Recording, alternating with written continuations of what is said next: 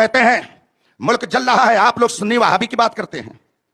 کبھی آپ نے غور کیا آج اگر فلسطین جل رہا ہے تو کس کی وجہ سے؟ کبھی آپ نے تاریخ پڑھی کہ غزہ کے بچے اگر یتیم ہو رہے ہیں تو کس کی وجہ سے؟ آپ نے تاریخ پڑھی کہ فلسطین پر آج جو آگ کی بارش ہو رہی ہے اس میں کردار کس کا ہے؟ آپ تاریخ اٹھائیے، کتاب پڑھیے، نیٹ پر جا کر کے ساری تفصیلات معلوم کیجئے. آپ اٹھائیے تاریخ نجد و حجاز تو آپ کو پتہ چلے گا کہ آخر آج فلسطین اگر چل رہا ہے تو یہ کس کی نحوستوں کا نتیجہ ہے.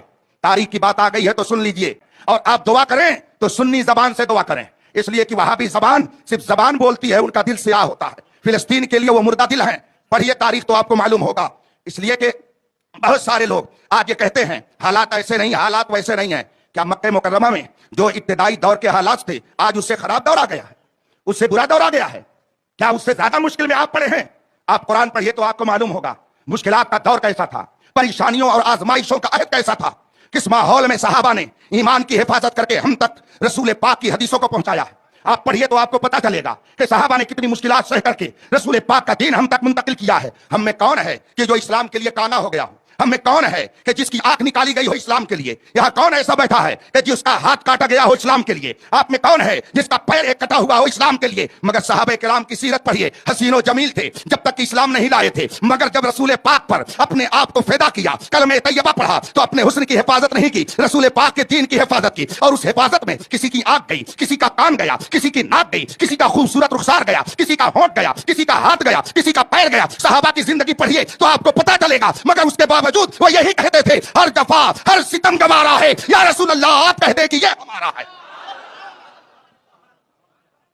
آپ کہتے ہو حالات خراب ہو گئے. یہ حالات خراب کس نے کیا؟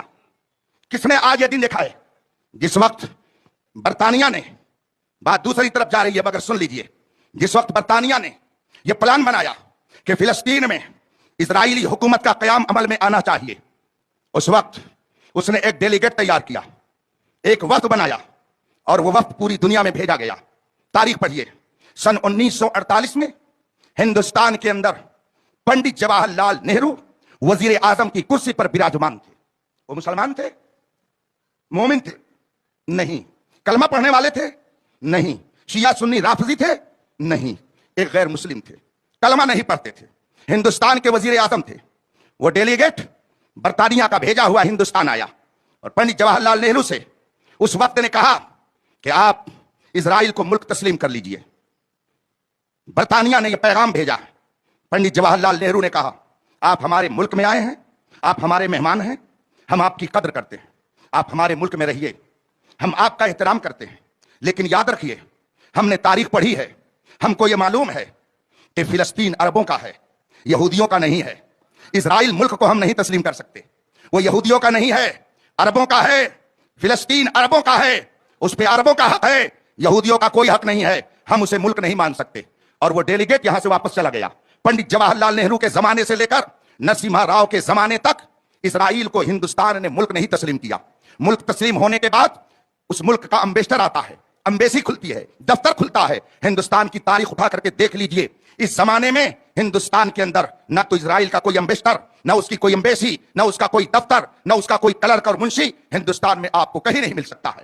پنڈت جواہر لال نہرو نے اس ڈیلیگیٹ کو واپس کر دیا کہ جائیے، ہم اسرائیل کو ملک نہیں تسلیم کر سکتے، فلسطین عربوں کا ہے، آپ کا کوئی حق نہیں. لیکن تاریخ اٹھا کے دیکھیے، جب یہی ڈیلیگیٹ سعودیہ گیا، آل سعود کے پاس گیا، وہابیوں کے پاس گیا، تو آل سعود نے 3 سطر میں لکھ کر کے دیا کہ برطانیہ فلسطین چاہے یہودیوں کو دے دے یا دنیا کی کسی قوم کو دے دے، آل سعود صبح قیامت تک برطانیہ کی رائے کی مخالفت نہیں کر سکتا. دل کے پھپھولے جل گئے سینے کے داغ سے، اس گھر کو آگ لگ گئی گھر کے چراغ سے. تمہیں کالی گھٹاؤں کا نہیں پہچاننا آیا، نشیمن سے دھواں اٹھتا ہے تم کہتے ہو ساون ہے. آج جو فلسطین کی حالت ہے، بچوں کو جو یتیم کیا جا رہا ہے، بم برسا کر کے عورتوں کو جو بیوہ کیا جا رہا ہے، یہ شاہ فیصل، آل سعود اور آج تک کر ان عیاش حکمرانوں کی ناجائز حرکتوں کا نتیجہ ہے، جس کی وجہ سے اہل اسلام پوری دنیا میں اس وقت کرب و اضطراب کی زندگی گزارنے پر مجبور دکھائی دیتے. آپ کہتے ہیں ان کی مخالفت نہ کی جائے جو قوم کا غدار ہو، جو ملک کا غدار ہو، جو ملت کا غدار ہو، جو رسول پاک کا غدار ہو. ہم کبھی بھی اس سے سمجھوتا نہیں کر سکتے ہیں. ہم دنیا میں زندگی گزارنے کے لیے نہیں آئے. میرے اعلیٰ حضرت نے بہت ہی واضح لفظوں میں فرمایا، یا رسول اللہ، زمین و زمان تمہارے لیے، مکین و مکان تمہارے لیے، چنین و چنا تمہارے لیے، بنے دو جہاں تمہارے لیے. ہم آئے یہاں، اٹھیں بھی وہاں. اور میرے مرشد گرامی فرماتے ہیں، زندگی یہ نہیں ہے، زندگی ہے نبی کی.